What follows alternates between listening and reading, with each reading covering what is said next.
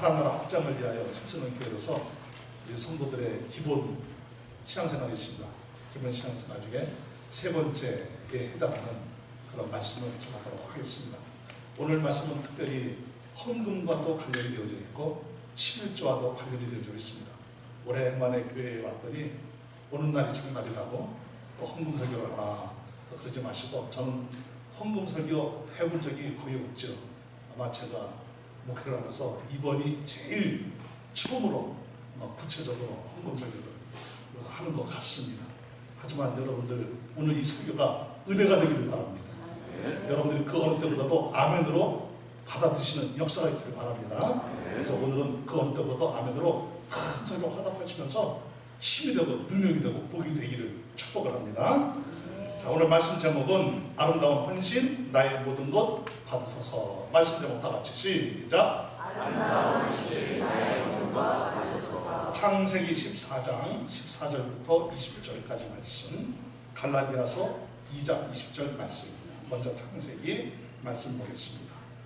14장 14절. 아브라함이 그의 조카가 사로잡혔음을 듣고 집에서 길리고 후련된 자 318명을 거느리고 단까지 쫓아가서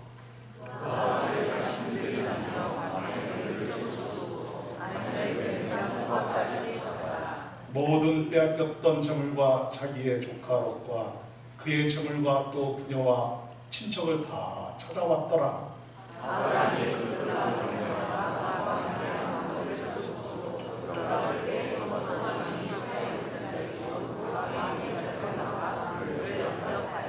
살레망 멜기세덱이 떡과 포도주를 가지고 나왔으니 그는 즐김에 오신 하나님의 제사장이었더라.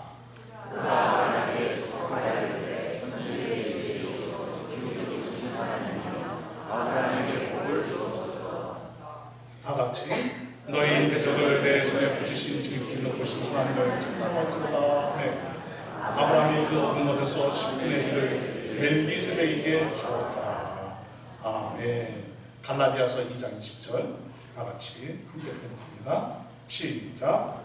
내가 그리스도와 함께 십자가에 못 박혔나니 그런즉 이제는 내가 사는 것이 아니요 오직 내 안에 그리스도께서 사시는 것이다. 이제 내가 둘째 가운데 사는 것은 나를 사랑하사 나를 위하여 자기 자신을 버리신 하나님의 아들을 믿는 믿음 안에서 사는 것이다. 아멘. 기도드리겠습니다. 걸어가신 아버지 하나님 감사합니다.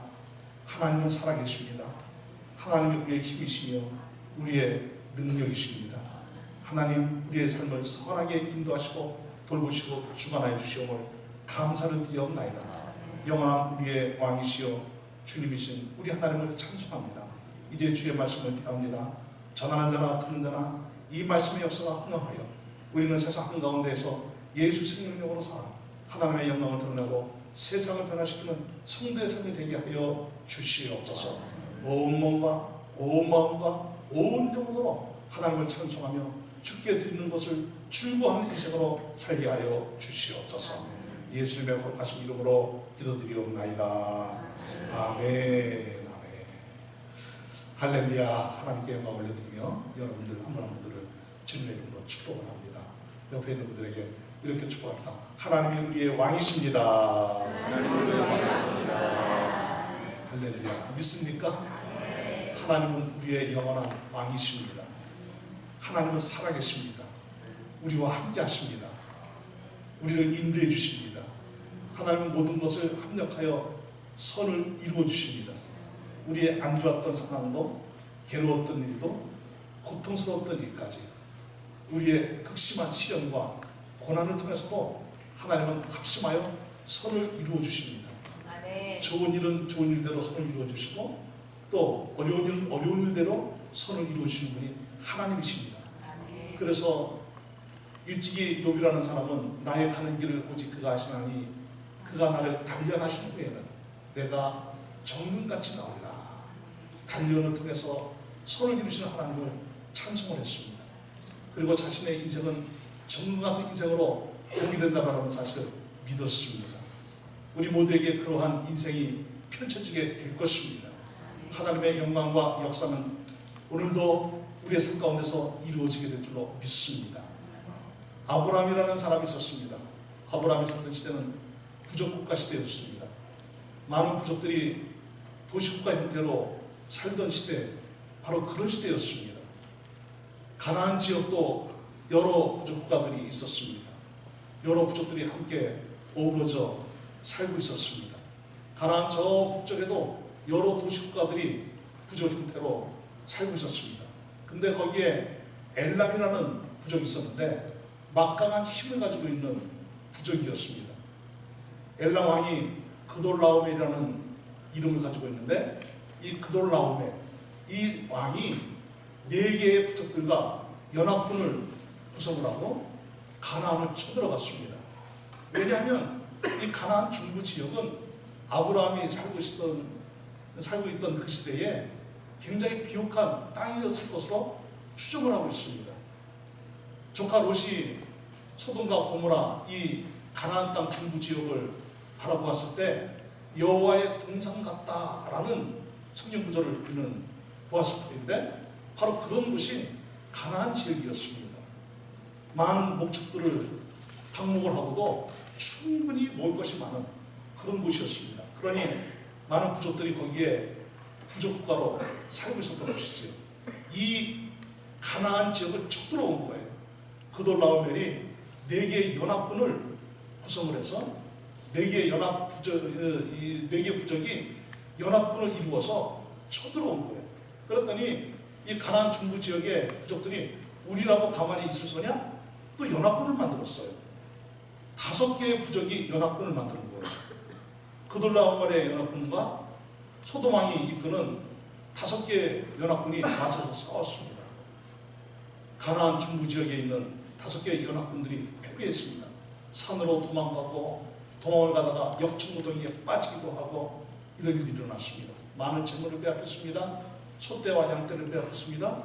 불효자들이, 많은 사람들이 포로로 끌려갔습니다. 아브라함의 조카 롯도 포로로 끌려갔습니다. 이 상황을 어떤 사람이 아브라함에게 전해준 거예요. 그때 당시 아브라함은 헤브론이라는 곳에 살고 있었거든요. 자기 조카 롯이 저 북방에서 쳐들어온 그돌라오멜이 이끄는 연합군에게 패배해서 포로로 붙잡혀갔다는 거예요. 롯의 가족들이 포로로 붙잡혀갔다는 거예요. 이 가나안 지역에 많은 재물들을 빼앗겼다는 거예요. 아브라함이 가슴이 철렁 내려졌습니다. 내 조카 롯, 저 갈대아 우르 때부터 함께 살아온 조카 롯, 하란에서도 함께 살았던 조카 롯, 가나안 땅까지 함께 하란에서 떠나와 살고 있는 이 조카 롯, 어쩌면 아브라함에게는 눈에 넣어도 아프지 않을 그런 조카였습니다. 그런 조카가 저 북방 쳐들어온 사람들에게 붙잡혀서 포로로 붙잡혀가고 있다고 하니 마음이 너무나 아팠던 거예요. 그런데 이 아브라함은 평상시에 사람들을 훈련을 시켰습니다. 적군과 맞서서 싸울 수 있는 힘 있는 군대로 훈련을 시켰습니다. 그 사람들이 318명이나 되었습니다. 그 사람들을 급히 불러 모았습니다. 318명의 사람들이 특공대가 된 거예요. 그래서 포로를 이끌고 많은 재물을 탈취해서 돌아가고 있는 그돌라오멜의 연합군을 추격을 했습니다. 그런데 날이 어두워졌어요. 그돌라오멜의 연합군들이 야영을 하게 된 것입니다. 밤이어서 갈 수가 없는 거예요. 그런데 아브라함의 그 야밤에 기습을 한 거예요. 318명이 그돌라오멜의 연합군을 보기 좋게 물리친 거예요. 승전을 한 것입니다. 붙잡혀갔던 사람들을 구출하고 조카 롯도 구출했습니다. 빼앗겼던 재물들을 다시 찾았습니다. 그리고 그돌라오멜 연합군들이 가지고 있었던 그 재물들까지 다 전리품으로 챙겨서 돌아오게 되었습니다. 이 승전의 소식이 가나안 중부 지역에 쫙 퍼졌을 것입니다. 소돔왕이 나왔습니다. 살겠다고 도망을 쳤던 소돔왕이었습니다. 그런데 승전하여 의양양하게 돌아오고 있는 아브라함을 맞이하는 거예요. 그런데 이 소돔왕과 함께 또 한 사람이 승전하여 돌아오고 있는 이 아브라함을 나가서 맞이했습니다. 그는 신비로운 인물입니다. 미스테리한 인물입니다. 왜냐하면 시작도 없고 족보도 없는 그런 사람이었습니다. 근데 그는 누구입니까? 살렘 왕입니다. 이름이 무엇입니까? 멜기세덱이라는 사람입니다. 히브리서 기자는 이 멜기세덱에 대하여 예수님이다라는 뉘앙스를 주고 있습니다. 히브리서 10장 1절부터 5절까지 말씀을 보게 되면 멜기세덱은 예수님이다 하는 것을 어렴풋이 읽는 독자로 하여금 느끼도록 그렇게 전해주고 있습니다. 그래서 어떤 신학자들은 멜기세덱이 예수님이시다 이렇게 말하는 사람들도 있고요. 그러나 적어도 멜기세덱은 예수님의 예표이고 그림자인 것입니다. 그는 살렘의 왕이면서 지극히 높으신 하나님의 제사장이었습니다. 멜기세덱이 지극히 높은 것이 아니고 하나님이 지극히 높으신 분이었습니다. 그 지극히 높으신 분, 사람의 말로 어떻게 혐언이 안 되는 그 하나님, 지극히 높으시고 위대하시고 전지전능하신 그 하나님을 예배하는 그 일을 담당하는 제사장의 역할을 담당하는 멜기세덱을 아브라함이 만난 것입니다. 아니 멜기세덱이 먼저 아브라함을 만나준 것이지요. 그런데 이 멜기세덱이 승전하여 돌아오는 아브라함에게 찬물을 끼얹는 것 같은 그런 말을 합니다. 처음에는 참 좋은 말이었어요. 왜냐하면 이 살렘왕 멜기세덱이 떡과 포도주를 가지고 나와서 아브라함을 축복을 하는데 그가 아브라함에게 축복하여 이르되 천지의 주제이시여 천지의 왕이시여 천지의 주권자이시여 천지의 주인이시여 이 뜻이지요. 지극히 높으신 하나님이여 정말 높고 위대하신 하나님이시라는 거예요. 아브라함에게 무엇을 주시옵소서? 복을 주시옵소서. 다 같이 너희 시작 너희 대적을 내 손에서 붙이신 지극히 높으신 하나님을 찬송할지로다. 아브라함이 평상시에 318명을 훈련을 시켜서 훌륭한 군대가 되었는데 이 군대의 막강한 힘으로 이들의 용맹스러움으로 아브라함의 전술과 전략으로 이들이 가지고 있는 병기로 그돌라오멜의 군대 연합군들을 물리친 것이 아니라는 것이지요. 하나님이 아브라함으로 하여금 승전하도록 복을 주셨다는 거예요. 이 승리는 그렇다면 누가 주신 거예요? 하나님이 주셨다는 거예요. 하나님의 은혜가 아니면 하나님이 도와주시지 않으셨다고 한다면 하나님이 역사하시지 아니하셨다고 한다면 결코 아브라함은 그 그돌라오멜이 이끄는 연합군을 물리칠 수가 없었다는 것입니다. 성경 역사가들은 이렇게 말을 합니다. 그돌라오멜이 이끄는 그 군대는 적어도 수천 명이 되었을 것이다. 4개의 부족이 연합을 했으니 아마도 최고로 많기로는 10,000명 이상이 되었을 것이다. 이렇게 말하는 신학자들도 있습니다. 근데 아무리 적게 잡아도 수천 명은 좋게 됐을 것이라는 것이죠. 그런데 318명이 어떻게 그 수천 명을 대항할 수 있겠습니까? 이것은 힘의 눈으로 볼 때 불가능한 것입니다. 그런데 아브라함이 당당하게 승리하도록 역사하신 분이 하나님이시라는 것입니다. 하나님의 은혜로 승리를 했다는 것입니다. 그래서 그 하나님께 찬송을 돌려라 라고 멜기세덱이 말하고 있는 것이죠. 아브라함이 그 말을 듣고 맞습니다. 맞습니다. 나에게 승리를 주신 분이 하나님이십니다 라는 신앙 고백을 하는 거예요. 하나님은 내가 갈대아 우리에 살고 있을 때 아버지 데라와 함께 하나님으로 이주하게 하셨고 내가 아버지 데라와 함께 하나님에서 살고 있을 때 하나님께서는 또 나를 이 가나안 땅으로 이주하도록 내 걸음걸음을 인도해 주셨고 내가 하나님의 불을 받고 나올 때 하나님이 나에게 약속하시기를 너는 큰 민족을 이룰 것이다. 내 이름이 창대하게 될 것이다. 너는 복의 근원이 될 것이다. 그리고 누군가가 어떤 민족이 너를 축복하면 그들도 복을 받게 될 것이고 그러나 반대로 누군가가 어떤 민족이든 너를 저주하게 되면 그들도 저주를 받을 것이다. 제가 지금까지 살아온 것이 하나님의 은혜였습니다. 하나님의 인도하심이 없이는 여기까지 올 수가 없었습니다. 내가 저 그돌라오멜의 연합군들을 쳐부순 것도 이것은 내 힘이 아닙니다. 나의 전술이 아닙니다. 내가 키운 이 318명의 용맹스러움도 아닙니다. 하나님이 승리하도록 도우신 것입니다.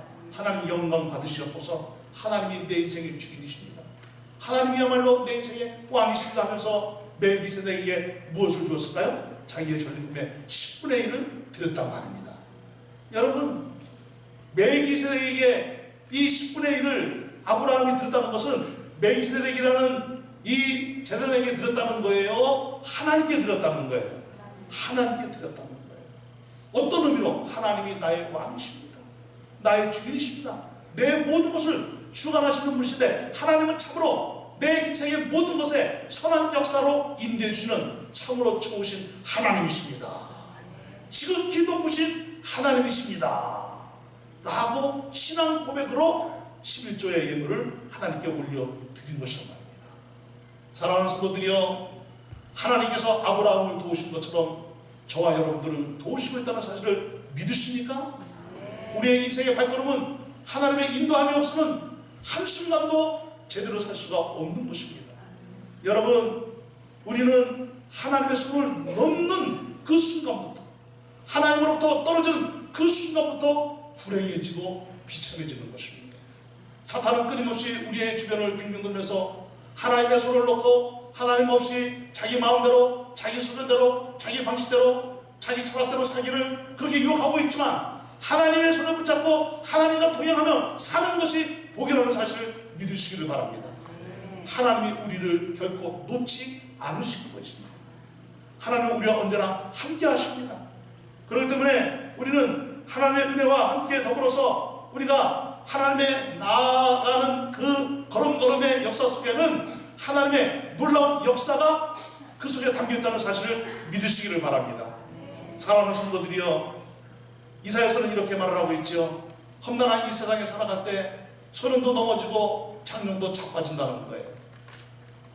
모든 사람이 자기 힘과 자기 능력으로 사는 것 같지만 결국은 인생은 비참하게 끝난다는 거예요. 하지만 피곤한 자에게 능력을 주시며 무능한 자에게는 힘을 주시는 분이 하나님이시라는 거예요. 소년이라도 피곤하고 곤비하며 장정이라도 넘어지며 쓰러지는 것이 세상이지만 오직 여호와를 앙망하는 자는 새 힘을 얻으리니 독수리가 날개 치며 올라간 같은 것이요 다른 박질하여도 곤비치 아니하겠고 걸어가도 피곤치 아니하리로다. 여러분, 아브라함의 하나님이 나의 하나님이십니다. 아브라함의 하나님이 우리의 하나님이십니다. 아브라함의 하나님이 우리 교회의 하나님이십니다. 때문에 아브라함을 도우셨던 것처럼 저와 여러분들을 도우시고 우리 교회를 도우시고 계시는 것을 믿으시기를 바랍니다. 그렇기 때문에 하나님과 함께하는 것이 복 중의 복인 것입니다. 이후에 아브라함의 손자가 있어요. 누구입니까? 야곱이라는 사람이에요. 왕자의 날에서 밀린 사람입니다. 그는 형 에서를 속여서 자기가 부족장이 되려고 하였으나 실패하고 말았습니다. 형 에서의 분노의 칼날이, 죽음의 칼날이 위협했습니다. 살기 위해서는 어쩔 수 없이 도망을 쳐야만 되었습니다. 부모님의 권유로 할아버지 아브라함이 살았던 것, 어머니 리브가가 살았던 것, 현재는 외삼촌 라반이 살고 있는 화란으로 도망갈 수밖에 없는 처지가 되었습니다. 왜요? 살기 위해서. 누가 위협하니까? 형 에서가 위협하니까. 죽여버리겠다는 거예요. 반드시 죽이겠다는 거예요. 그래서 하는 수 없이 그는 야방 도주를 합니다. 수십 킬로를 단숨에 달려왔습니다. 어떻게 달려왔는지조차 모를 정도로 그는 수십 킬로를 단숨에 달려온 거예요. 몸이 너무너무나 피곤한 거예요. 그래서 루스라는 곳에서 그는 돌을 베고 잠을 잤습니다. 여러분, 돌을 베고 잠을 잔다는 것이 쉬운 일일까요? 잠이 안 와요? 저도 한번 해봤는데요. 실험을 해봤어요. 잠을 잘 수가 없어요. 딱딱해서요. 근데 얼마나 피곤하면 돌을 베고도 잠을 잘 잘까요? 너무너무나 피곤했습니다. 그런데 그 피곤한 중에 잠을 잘 때 그가 환상을 본 거예요. 꿈을 꾸었습니다. 사다리가 하늘까지 나왔는데 땅에서부터 천사들이 오르락 내리락 하는 것을 보았습니다. 눈을 떴습니다. 꿈이었습니다. 하나님의 인재를 경험한 것이지요. 하나님이 살아계심을 경험한 것이죠. 할아버지 아브라함의 하나님이시여, 아버지 이삭의 하나님이시여, 아브라함을 불러 이 가나안 땅에 정착하여 하나님께서 주신 그 복을 누리게 하신 하나님이시여, 아버지 이삭에게 100배의 복을 주신 하나님이시여, 이제 나의 하나님이시오니 저를 지켜 주시옵소서. 저는 지금 아무것도 가지도 못하고 쫓기듯이 도망치고 있습니다. 양 한 마리 가지고 나오지 못했습니다. 저는 가지고 있는 것이 기름밖에 없습니다. 당시의 기름이라는 것은 현금으로 사용할 수 있는 것이었습니다. 화폐였습니다. 그런데 그 기름을 자기가 베고 잠을 잤던 그 돌을 세우고 거기에 다 쏟아 부었습니다. 그러니 이제 아무것도 없는 빈털터리인 거예요. 하지만 하나님이 살아계심을 믿습니다. 내가 먹고 자고 안전하게 보호를 받고 내가 입고 이 모든 것들을 다 하나님이 지켜줄 줄로 믿습니다. 나로 하여금 평안히 다시 아버지 이삭이 살고 있는 이 가나안 땅으로 돌아오게 하신다면 나는 하나님께 내 소유의 10분의 1을 드리겠습니다. 하나님께 10분의 1, 11조를 드리겠다고 선언한 것입니다. 이것은 미래적이면서도 현재의 신앙 고백을 의미하는 것입니다. 그렇습니다. 여러분, 하나님께서는 야곱에게 복을 베푸셨습니다.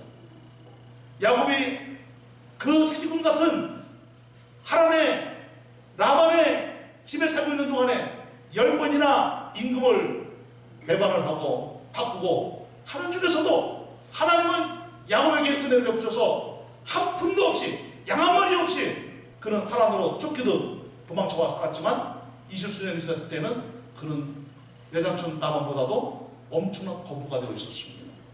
그는 형 에서보다도 더 큰 거부가 되어 있었습니다. 누구의 도우심이었지요? 하나님의 도우심이었어요. 야곱은 하나님께 서원한 대로 분명히 11조를 드렸을 것입니다. 사랑하는 성도들이여, 야곱을 도우듯이 하나님이 우리를 도우시고 계시는 사실을 믿으시기 바랍니다. 내가 산을 향하여 눈을 들리라. 나의 도움이 어디서 올고 천지를 지으신 여호와께서보다. 그는 졸지도 아니하시고 주무시지도 아니하시고 지금부터 영원까지 나의 출입을, 내 걷는 걸음걸음을 지켜주시리로다. 여러분, 우리의 환경이 어렵든 우리의 환경이 좋든 내가 병이 들었든 내가 가난하든 내가 잘 나가든 우리가 어떠한 상황에 있다 할지라도 우리를 여전히 도우시는 분은 하나님이신 거예요. 하나님이 야곱처럼 도우시기 때문에 야곱의 축복이 여러분들의 축복이 되기를 주님의 이름으로 축원합니다. 야곱의 축복이라는 노래가 있죠. 가사가 참 좋더라고요. 너는 담장나무로 뻗은 나무 가지에 푸른 열매처럼 하나님의 귀한 축복이 삶에 가득히 넘쳐날 거야. 이 복이 여러분들에게 임하기를 축복합니다.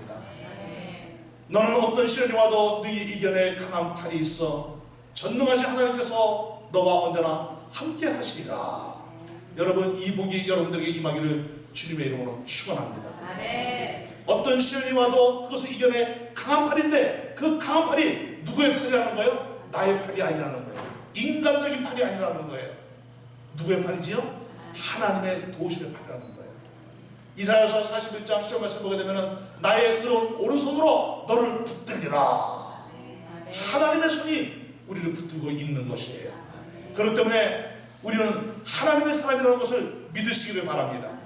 우리는 서로를 위해서 복받기를 위하여 기도해주는 성도들이 되시기를 바랍니다.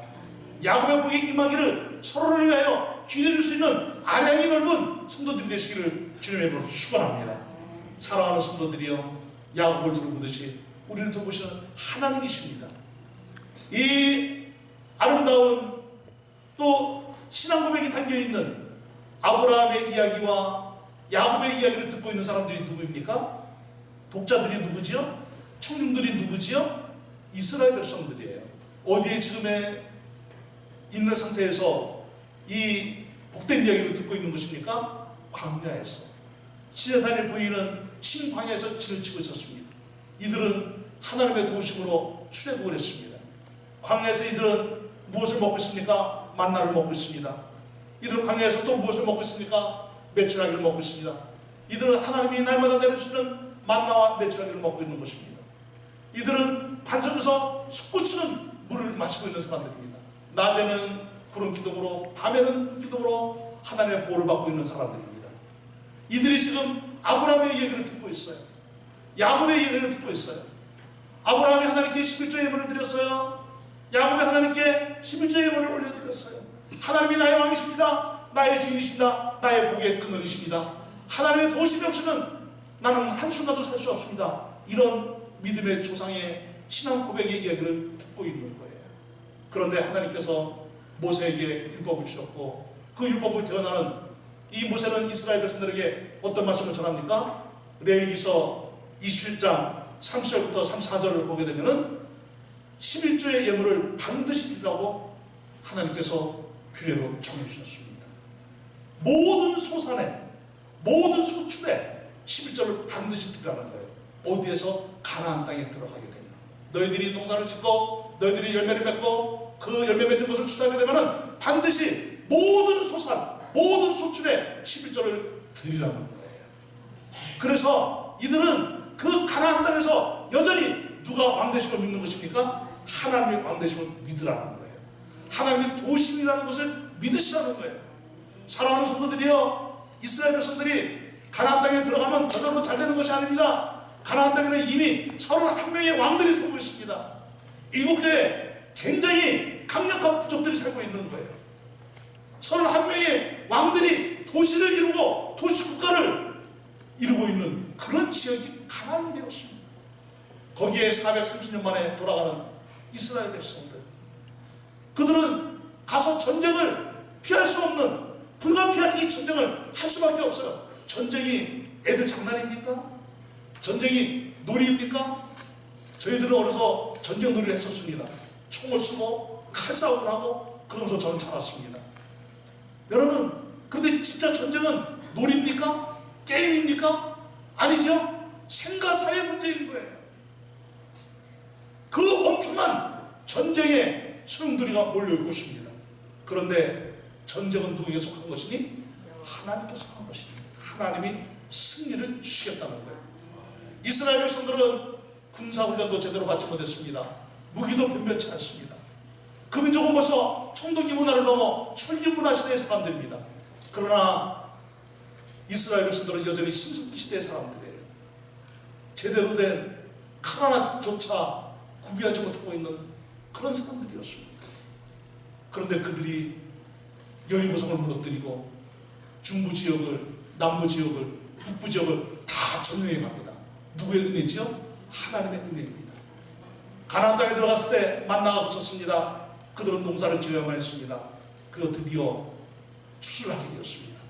그 추수한 곳에서 하나님이 도우셨구나, 하나님이 왕이시구나, 하나님의 복의 근원이시구나, 하나님이 함께 하시지 아니하시면 우리는 이 가나안 땅을 차지할 수가 없는 것이구나, 하나님 영광 받으시옵소서, 하나님이 왕이심을 고백합니다 하는 그 신앙의 고백으로 무엇을 드리는 것이죠? 11조를 드리는 거예요. 그러면 그 11조의 예물을 가지고 레위 족속을 먹여 살렸고, 그리고 인프라를 구축을 해서 가난하고 고아들을 돌보는 그런 일들을 그들은 사용을 했던 것입니다. 이후에 어떤 일이 일어납니까? 이스라엘 백성들이 믿음이 식어집니다. 하나님을 떠나게 됩니다. 당연 11조 생활을 안 하죠. 그러니까 말라기 때에는 어떤 일이 일어납니까? 하나님의 것을 도대체까지 잃었다 하고 말라기가 외치면서 하나님의 성물을 하나님의 창고에 드리라고까지 외칩니다. 그것은 무엇입니까? 11조 생활을 안 하니까 이스라엘이라는 이 나라가 나라로서의 기능을 하는데 문제가 생긴 거예요. 어려움이 생긴 거예요. 이것을 여러분, 우리 예수님께서 아주 클리어하게, 아주 생생하게, 정말 알아듣기 쉽게 우리에게 11조를 왜 해야 되는지를 분명하게 말씀해 주셨어요. 그 11조는 단순히 하나님께 드리는 것이 아니고 우리의 헌신이라는 거예요. 아름다운 신앙 고백이라는 거예요.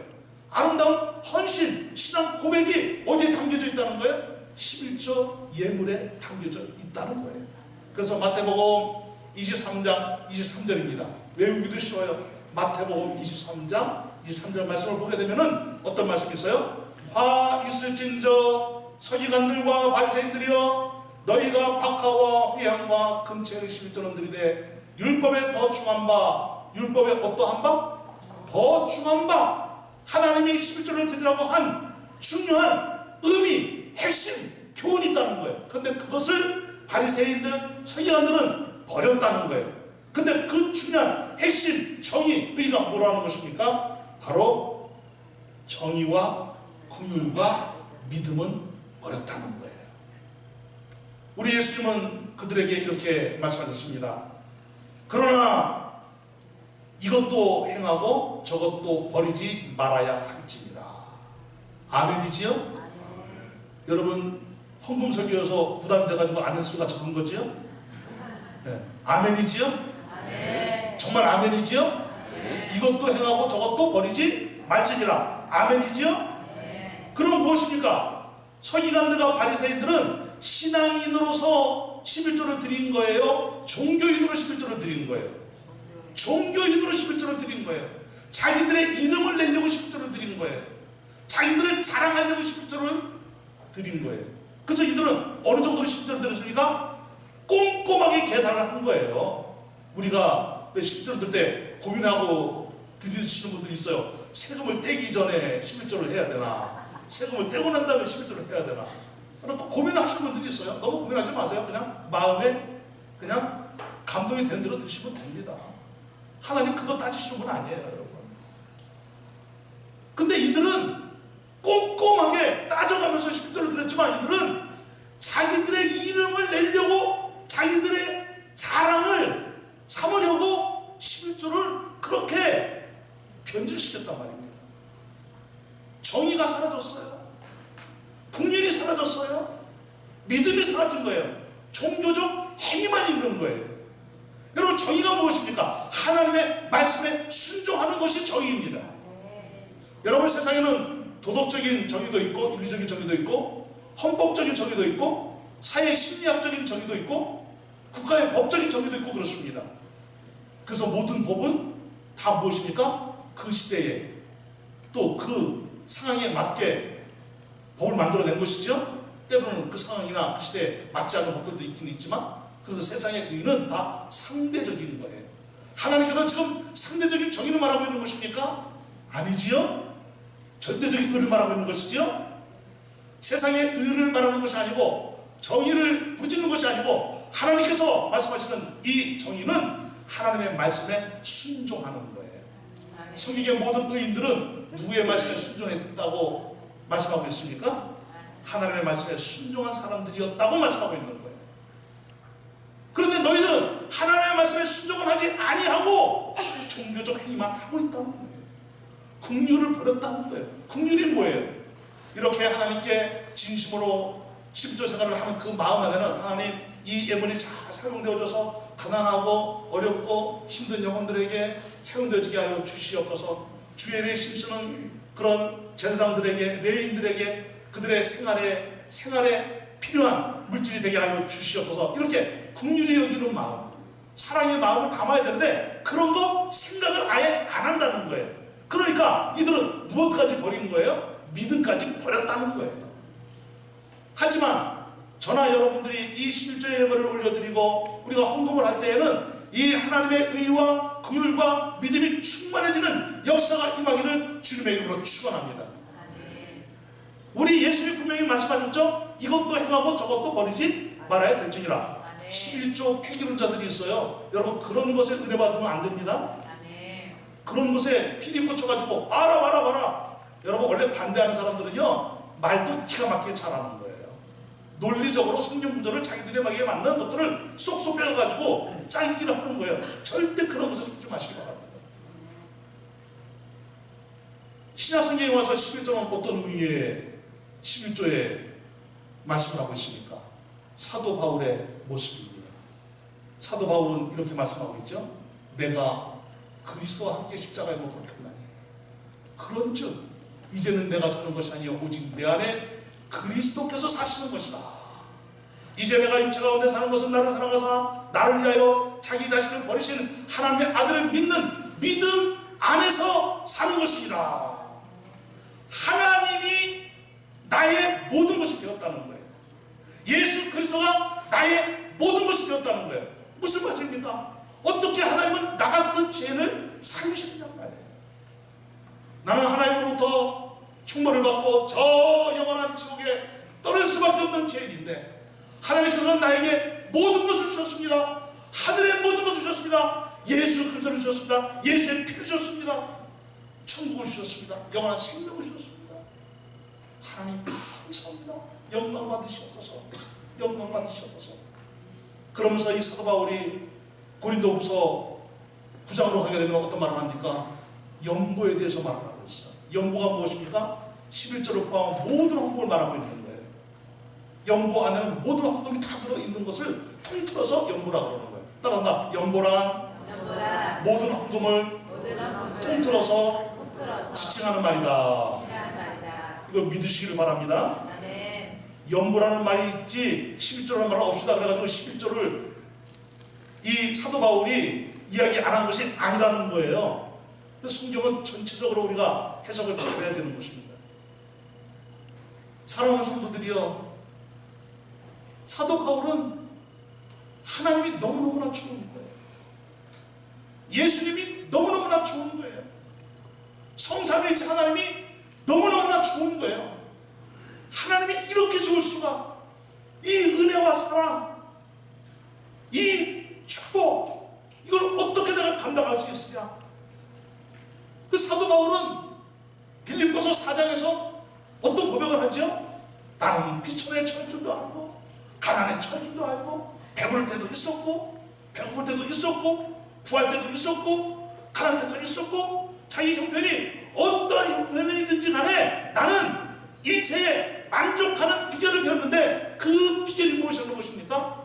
어떤 형편에서든지 나는 내게 능력 주시는 자 안에서 모든 것을 할 수 있느니라. 하나님의 은혜로만 된다는 것을 알게 되었어요. 하나님이 나의 만족이라는 것을 알게 되었어요. 그래서 믿게 된 것입니다. 그래서 내 모든 것을 다 드려도 아깝지 않다는 거예요. 내 전부를 다 드려도 하나님의 은혜를 어찌다 갚을 수가 있으리요, 이 고백을 하고 있는 거예요. 그런데 어느덧 시간이 흘러 어떤 사람들은 마음도 냉랭해지고 영혼도 쌀쌀해지고 사랑이 식은 사람들이 있더라는 거예요. 에베소 교회 같이. 언제부터인지 모릅니다. 어떤 때는 그렇게 하나님의 은혜가 너무나 감동이 되었습니다. 구원의 은혜가 너무나 감동이 되었습니다. 자다가도 벌떡 일어나서 하나님 감사합니다, 감사합니다, 눈물 흘리고 또 자요. 밥을 먹다가도 이 밥이 목구멍으로 넘어가지가 않아요. 하나님의 은혜가 너무나 감사해서 기도하다가도 눈물이 나고, 예배를 드리러 왔는데 자리에 앉자마자 눈물이 나고, 찬송을 부르는데 이게 왜 주책이에요? 주책이 뭔지 아시죠? 주님이 책임져 주시는 거. 그냥 그렇게 눈물이 나는 거예요. 이 남자가, 아내 앞에서도 울어본 적이 없는 이 남자가 왜 그렇게 눈물이 나는 거예요? 내가 깡나무가 있지, 깡으로 살아왔는데, 여장부로 살아왔는데, 자신들 앞에서도 한 번도 내가 약한 모습을 보이지 않았는데 하나 앞에만 서게 되면 눈물이 나겠지. 감동이 있는 거예요. 기도하다가도 눈물이 나고, 말씀을 읽고 묵상하다가도 눈물이 나고, 하나님의 은혜가 감사해서 차를 운전하고 가는데 왜 이렇게 운전하는 게 힘들어? 눈물이 나니까 운전이 안 되는 거예요. 갓길에 차를 세워놓고, 길가에 차를 세워놓고, 하나님 감사합니다, 이렇게 신앙생활을 했었던 사람이었었는데, 어느 날부터인가 왜 이렇게 따지는 게 많아졌는지, 왜 이렇게 싫은 것들이 많아졌는지. 다른 게 싫은 게 아니에요. 사람이 싫은 거예요. 교회 안에 뭔 제도가 싫은 거예요. 뭔 조직이 싫은 거예요. 왜 이렇게 싫은 것들이 많아졌는지, 왜 이렇게 갈등이 많아졌는지, 왜 이렇게 속상해지는 일들이 많아졌는지, 왜 이렇게 자꾸 마음에 분란이 일어나는지. 사랑은 온데간데 없고, 마음은 차갑고, 영혼은 쌀쌀하고, 에베소 교회 같은 성도의 모습이 되겠어요. 우리 주님이 그 에베소 교회에 뭐라고 말씀하셨습니까?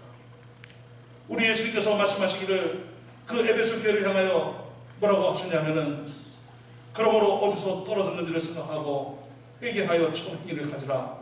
만일 그리하지 아니하고 회개하지 아니하면 내가 내게 가서 내 족대를 그 자리에서 옮기리라. 어떤 경우에는요, 주님이 족대를 옮기기 전에 먼저 본인이 알아서 옮기더라고요. 본인이 혼자 가족 예배 드리고 혼자 갔더라고요. 현대의 교회의 비극입니다. 현대 크리스천들의 비극입니다. 교회가 많은 것은 분명 복입니다. 시골에 내려가도 이 마을 저 마을에도 얼마나 교회들이 아름다운 십자가를 자랑하듯이 다 세워놓고 그 교회의 모습이, 교회당의 모습이 볼 때마다 마음이 감동. 그런데 어느덧 교회 투어를 하는 성도들이 많이 생겼다는 거예요. 이 교회 가서 기웃거리고 저 교회 가서 기웃거리고, 이 교회 마음에 안 들면 다른 교회로 가고, 저 교회가 또 마음에 안 들면 또 다른 교회로 가고, 철새 교인들이 되죠. 하나님의 은혜는 어디다 가고, 마음의 감동과 기쁨과 그 가슴에서 솟구치는 그 흘러내리는 뜨거운 눈물은 어디론가 다 가버리고 마음이 굳어져 버렸단 말이에요. 여러분들의 마음은 아가새같이 부드러운 마음들이 되시길 바랍니다. 아멘. 여러분, 하나님은 우리에게 모든 것을 다 주셨어요. 정말 모든 것을 다 주셨어요. 아멘. 귀한 것을 주셨어요. 예수님을 주셨어요. 예수의 피를 주셨어요. 예수의 의를 주셨어요. 그리고 우리를 의인이라 선언해 주셨어요. 천국을 주셨어요. 영원한 생명을 주셨어요. 하나님이 지금도 우리와 함께 하셔요. 의의 길로 인도하셔요. 우리에게 놀랍고 복되고 아름다운 인생 살아가도록 역사하고 계셔요. 세상을 변화시키는 위대한 인생 살아가도록 역사하고 계셔요. 얼마나 좋습니까? 얼마나 좋습니까? 심리학에는 상황심리라는 용어가 있습니다. 사회심리 안에 있는 상황심리라는 말인데, 아마 최근에 생겨난 용어이기 때문에 잘 모르는 분들도 아마 있을 것입니다. 예를 들자면 이런 거예요. 상황에 따라서 심리가 이제 변한다는 것이지요. 우리 기독교로 이것을 좀 적용시키자면 이런 것이 있을 수 있어요. 제가 며칠 굶었어요. 일주일을 굶은 거예요. 남자가 최고로 굶을 수 있는 날이 일주일이라고 그러잖아요. 일주일째 굶고 있는 거예요. 저는 이제 오늘 못 먹으면 죽는 거예요. 그래서 제가 누구한테 제가 일주일째 굶었습니다. 저한테 먹을 수 있으면 주세요. 했더니 쳐다보고 그냥 가버리는 거예요. 아무도 저한테 먹을 수 있는 거예요. 그래서 제가 딱 보니까는 우리 이용 지사님이 있는 거예요. 이용 지사님, 제가 먹을 게 없어서 그런데 저 먹을 수 좀 주세요. 했더니 제가 너무 더러운 거예요. 어떻게 해야 되지 않고 냄새도 뿔뿔 나고, 그러니까 가까이로 못 오고 빵을 하나 던져주시는 거예요. 원래는 그렇게 안아주시는 분입니다. 예를 들어서 말씀드린 거예요. 근데 그 빵 하나 던져준 것이 얼마나 감사합니까? 이용 지사님은 그날 저에게 생명의 은인이 된 거예요. 감사하죠. 그 빵을 먹고 기운을 찾는 거예요. 그래서 다시 살아갈 에너지가 생긴 거예요. 그리고 살다 보니까 이제 조금 돈이 모아지기 시작했어요. 그런데 옛날 그 생각이 나가지고, 야, 이거 돈을 좀 저축해놔야지. 이거 돈 없으면 굶어 죽는구나. 그래서 돈을 안 쓰려고 이제 누구한테 가서 이렇게 저 좀 점심 좀 같이 먹을 수 있나요? 그랬더니 그 사람 얼굴을 한번 딱 쳐다보더니 빵을 하나 그냥 던져준 거예요. 그러면 나는 그때 어떻게 생각할 것 같아요? 누구를 금지로 하나? 이런 승리가 되는 거예요. 굶어 죽을 지경이었을 때는 누군가가 나한테 빵 하나 던져준 것이 얼마나 감사한지 몰라요. 그런데 이제 좀 먹고 살만하니까 누가 나한테 빵 하나 던져준 것에 대해서는 뭐야 이거? 누굴 크지도 알아? 아니 누굴 개치고 그런 거야? 이거 뭐야 이거? 이거 너 무시하는 거잖아? 이렇게 마음이 속상해질 수 있단 말이에요. 우리가 영적으로 그럴 수 있다는 거예요.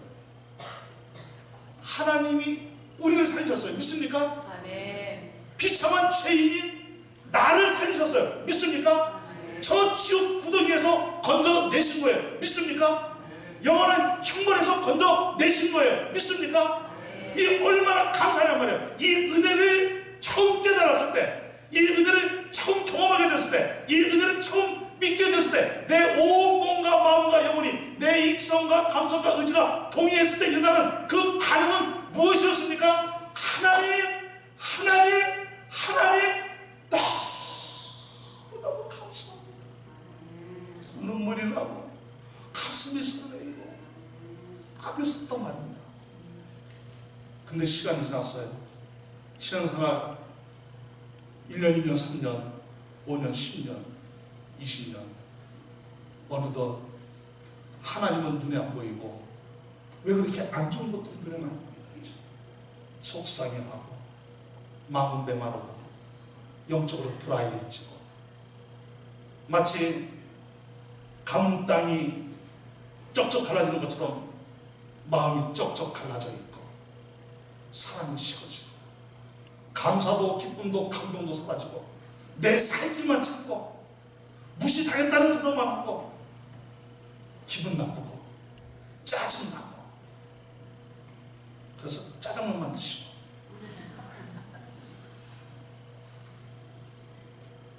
사랑하는 성도들이요, 하나님의 은혜를 잊지 맙시다. 아멘. 하나님의 사랑을 한시도 잊지 맙시다. 아멘. 그 놀라운 은혜를 한시도 잊지 맙시다. 아멘. 괴로울 때나 싶을 때나 언제 어디서나 일이 생각이 안 돼도 우리와 함께 하시는 하나님이셔요. 나를 지키시고 인도하시는 하나님이셔요. 그 하나님이 너무너무 좋아서 내 모든 것을 다 드려도 아깝지가 않습니다. 주의 받으시 없어서 이렇게 우리는 기쁨으로 11조도 올려드리고 기쁨으로 헌금생활도 하고 기쁨으로 내 몸도 드리고 기쁨으로 시간도 사용하고 이럴 수 있게 되기를 바랍니다. 아멘. 동영상 하나 보고 이제 말씀을 맺습니다. 어떤 사모님이 있었습니다. 많이 아팠습니다. 누군가가 돌보아 주지 않으면 큰 어려움을 당할 수밖에 없는 그런 사모님이십니다. 근데 그가 하나님의 은혜를 깨달았어요. 그래서 온 가족이 치는 찬송이 있어요. 한번 보도록 하겠습니다.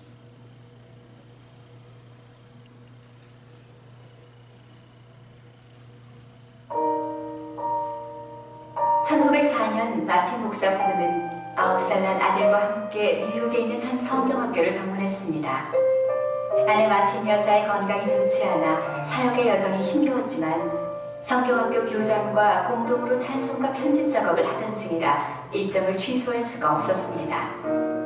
그런데 마틴 여사의 몸이 더 쇠약해져 남편인 마틴 목사가 병상을 떠나지 못할 정도가 되었습니다. 이때 어느 교회에서 마틴 목사에게 주일 저녁 예배 설교를 부탁해 왔습니다. 아내의 병간호로 근심이 컸던 그는 고민을 하다가 설교 부탁을 거절하려 했습니다. 이 모습을 지켜보던 어린아들이 마틴 목사에게 다가왔습니다. 아빠, 만일 오늘 밤 그곳에서 설교하는 것이 하나님 뜻이라면 아빠가 안 계시는 동안 하나님께서 엄마를 지켜주시리라 생각하지 않으세요? 아들의 말에 부부는 큰 감동을 받았고 마틴 목사는 기쁜 마음으로 집을 나섰습니다. 그날 밤 마틴 목사는 깊이 있고 열정적인 설교로 많은 성도들의 마음을 일으켰습니다. 예배를 마치고 서둘러 집으로 돌아온 마틴 목사에게 아내가 병상에서 직접 쓴 시를 건네주었습니다. 그 시는 아들의 말에 영감을 얻어 쓴 시였습니다. 쪽지를 받아든 마틴 목사는 오르간 앞에 앉아 음표를 적어나갔습니다. 그리고 그 밤 온 가족이 병상 주변에서 이 찬송을 불렀습니다. 단란한 한 가족의 고백으로 완성된 이 찬송은 지금도 세계 곳곳에서 병상에 있는 성도들과 염려와 근심에 눌린 성도들을 일으키며 간증의 찬송으로 불려지고 있습니다.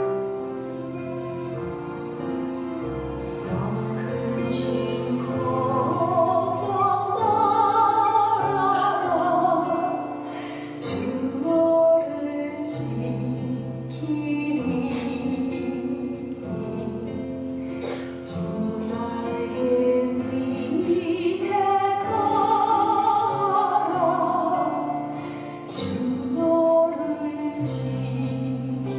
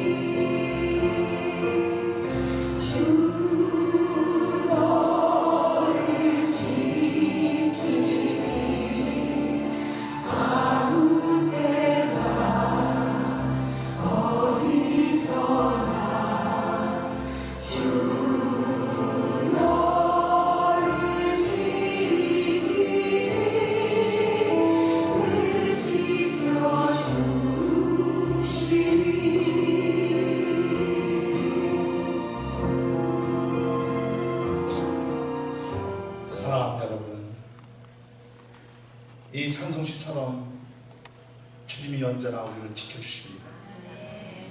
주님이 우리의 모든 것입니다. 아낌없이 오늘도 우리를 사랑하시고 은혜를 부어주십니다. 모든 것을 주신 주님께 우리도 아낌없이 드리십시다. 기쁨과 감사함으로 드리십시다. 여러분, 인색함으로 드리지 말고 차원하는 마음으로 드리라고 했습니다. 적게 심는 자는 적게 거두고 많이 심는 자는 많이 거둔다는 말은 무엇입니까? 믿음으로 드리라는 말씀입니다.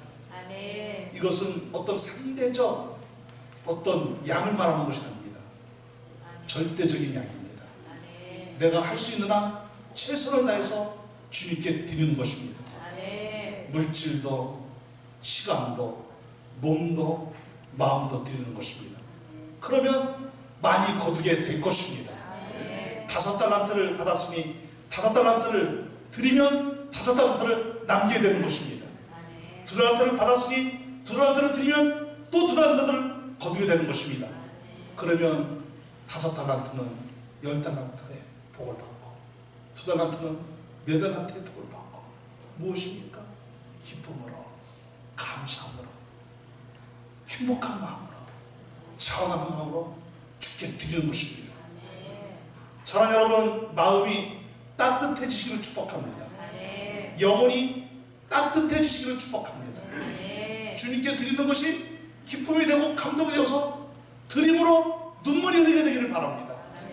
그리고 이 아름다운 축복은 또 흘러가 많은 사람들에게 아름다운 축복의 통로가 된 역사로 이어지는 우리 아름다운 성도의 모든 성들이 되고 우리 삼일교회는 정말 하나님의 나라를 위하여 힘쓰는 교회로서 위대하게 붙여가는 역사가 되기를 주의 이름으로 축원합니다. 다 같이 기도합시다. 하나님, 그렇습니다. 감사로 하나님께 언제나 올려드리는 기쁨이 되고 감동이 되는 우리의 모습으로 살아가도록 인도하여 주시옵소서. 우리 삼일교회의 성도들 가운데 세례교회 계시는 모두가 다 기쁨으로 즐거운 마음으로 행복한 마음으로 11조를 즐겁게 드리는 성도들이 되게 하여 주옵시고 하나님의 아름다운 역사에서 우리 모두 함께 큰 꿈을 이루어 나가는 성도의 삶이 되게 하여 주시옵소서. 예수님의 이름으로 축복하며 기도드리옵나이다. 아멘. 할렐루야. 찬송 부르시며 전사합니다. 대산을 넘어 홍군이 가다.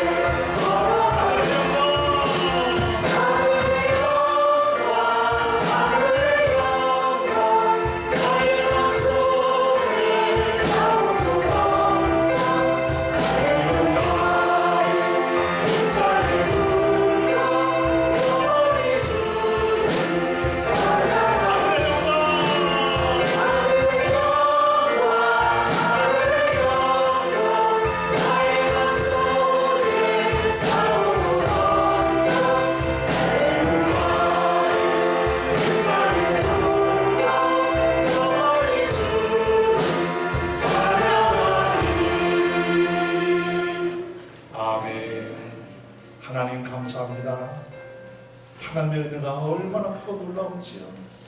이루 말할 수가 없습니다. 말로 형언할 수가 없습니다. 그 은혜를 지금도 갖고 있습니다. 그 사랑을 지금도 갖고 있습니다. 영원히 하나님의 은혜요, 영원히 하나님의 사랑입니다. 감사를 드리옵나이다. 그 은혜가 감사해서 하나님께 11조예물도 올려드리고 감사예물도 올려드립니다. 교회 사랑, 혼당분, 그리고 구제, 전도, 선교, 키즈인리, 국제민스크, 주일원부 다 모아서 하나님께 올려드리오니 하나님 영광 받으시옵소서. 하나님이 왕이십니다. 진정한 왕이십니다. 하나님이 모든 것입니다. 우리의 모든 것입니다. 영광 받으시옵소서. 우리 사랑하는 성도들, 아브라함의 복으로 역사하시고 이삭의 복으로 역사하시고 야곱의 복으로 역사하시옵소서.